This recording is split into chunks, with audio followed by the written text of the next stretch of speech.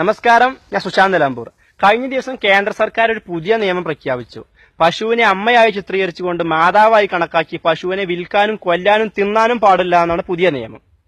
Indian പ്രധാനമന്ത്രിയോടുള്ള എല്ലാ ബഹുമാനത്തോടും കൂടി തന്നെ പറയുന്നു, ഈ കോപ്പിലെ നിയമങ്ങൾ കേന്ദ്രത്തിലോ പൊട്ടന്മാര് വസിക്കുന്ന ഗുജറാത്തിലോ കൊണ്ടുപോയി പ്രഖ്യാപിക്കുക. പൊന്നുമോനെ സ്ഥലം വേറെയാടാ, അല്ല ചങ്കുറപ്പും മെയ്യുറപ്പും കയ്യുറപ്പുമുള്ള ചോണക്കുട്ടികൾ വസിക്കുന്ന ആളാണ് കേരളം. പിന്നെ ഞങ്ങളുടെ ജാതിയും മതവും രാഷ്ട്രീയ കാഴ്ചപ്പാടെല്ലാം വേറെ ആയിരിക്കും. പക്ഷെ ഞങ്ങൾ എന്ത് കഴിക്കണം, എങ്ങനെ കഴിക്കണം എന്ന് തീരുമാനിക്കണം ഞങ്ങളാ. അതിനുള്ള അവകാശം ഞങ്ങൾ ആർക്കും തീറവി തന്നിട്ടില്ല.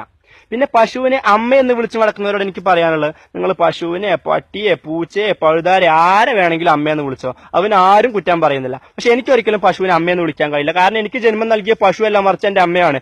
എന്നെ ഊട്ടിയതും ഉറക്കിയതും ഉണർത്തിയതും എന്നെ സ്കൂളിൽ വിട്ടതും എന്നെ കുളിപ്പിച്ചതും എല്ലാം എന്റെ അമ്മയാണ്. ഞാൻ പശുവിനെ ഒരിക്കലും അമ്മയെന്ന് വിളിച്ചിട്ടില്ല, പശു എന്നെ മോനെയൊന്നും വിളിച്ചിട്ടില്ല. അതുകൊണ്ട് പശുവിനെ അമ്മയെന്ന് വിളിക്കാമെന്ന് പറഞ്ഞ് എനിക്ക് അംഗീകരിക്കാൻ കഴിയില്ല. പിന്നെ ഈ പരിശുദ്ധമായ റമദാൻ മാസത്തിൽ എന്റെ ഇസ്ലാമിക സുഹൃത്തുക്കൾ സഹോദരന്മാര് വ്രതം അനുഷ്ഠിച്ച് വൈകിട്ട് വാങ്ങു കൊടുക്കുന്ന നേരത്ത് അവർ നോമ്പ് മുറിക്കാൻ ഡൈനിങ് ടേബിളിന്റെ മുന്നിൽ ചെല്ലുമ്പോൾ കഴിഞ്ഞ എല്ലാ വർഷത്തെയും പോലെ ഈ വർഷവും നിങ്ങളെ നോക്കിക്കൊണ്ട് ബീഫ് ചിരിച്ചിരിക്കുന്നുണ്ടാവും. അതിനുവേണ്ടി എല്ലാവരും പ്രയത്നിക്കുക. അങ്ങനെ ഇപ്രാവശ്യവും നിങ്ങളുടെ ഡൈനിങ് ടേബിളിൽ ബീഫ് ഉണ്ടാവട്ടെ എന്ന് ആത്മാർത്ഥമായിട്ട് പ്രാർത്ഥിക്കുന്നു. അതിനുവേണ്ടി നമുക്ക് എല്ലാവർക്കും പ്രയത്നിക്കാം. ഇനി ബീഫിനെ കൊന്നതിന്റെയും തിന്നതിന്റെയും പേരിൽ നമുക്ക് ജയിലിൽ പോകാനാണെങ്കിൽ എല്ലാവർക്കും അങ്ങ് ഒരുമിച്ച് പോവാം. Thank you all.